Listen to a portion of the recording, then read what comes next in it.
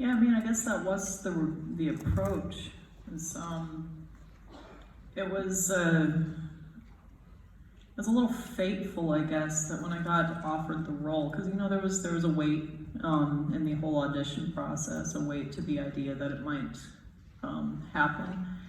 That I was kind of like just one step at a time, one step at a time. So when the offer came in, there was definitely excitement, but there was a certain level of dread with it too, because it's a big thing. But the fact that it happened and the offer had come in on December 1st by Nobody's Design, which is Molly Burkhart's birthday, it felt like maybe there was a responsibility that was, not really up to me, but was important that I receive. So because it happened that way, it was like an immediate connection to the person that I was playing. And because there really is nobody living today who knew her. There's not video footage. There's not, a lot that I could really study about her specifically, other than what was in photographs and in court records. It was important that she be shaped by what the community said about who she was and her legacy, and a lot of what people did know and remember and feel and inherit and pass forward from that generation. So there was kind of a basis of comparison in knowing just about my great-grandma Lily. She was born before, or she passed away before I was born, but she was such a fixture in my dad's life and was such a fixture in the home life with just stories about who she was. And there were some similarities I saw there with her and Molly, living around the same time in history. They were born within 10 years of each other, saw this great transition happen, had families, both were pretty devoutly Catholic, so that kind of interesting little cocktail and worldview. There were a lot of things that I had that were kind of assumptions I could make based upon my own family history, but it's also, one of my first times spending a lot of time in Oklahoma. It's a very different history for natives there. Osage at that point in history had not that long ago been, relocated, had gone through that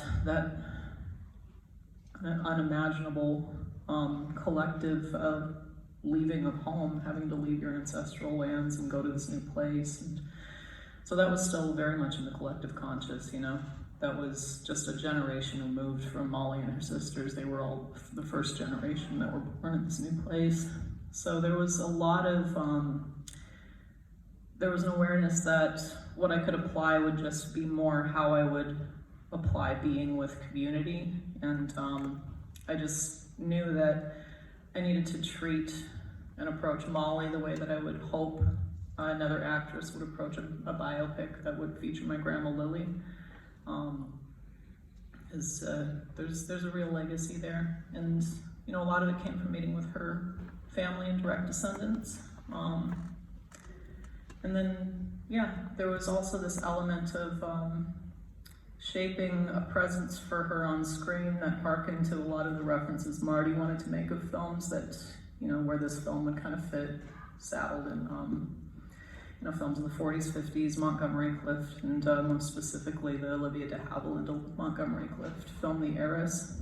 So it was kind of reconstructing this leading lady from that period of time in cinema, but from a more Indigenous perspective, because Olivia de Havilland in that film, she's raised in a patriarchal, oppressive household. Her father tells her from the get-go that she's going to be hard to marry off because she's so plain. She has a very diminished sense of self. So it's like, that doesn't apply to Molly. Molly's an Osage woman. Osage women own everything. They're the ones who have the last say over what happens with all capital in the house, all material. Really, Indigenous women, period, across the board, were like backbones of our families, of our societies, of our communities. So it was kind of a reimagining of, okay, what would that golden age leading lady look like? And I'm so grateful that we had so many characters to kind of flush out this entire family and show a lot of different aspects of how women were embracing these changes during the time. So yeah, it was kind of a balancing of a number of different inspirations.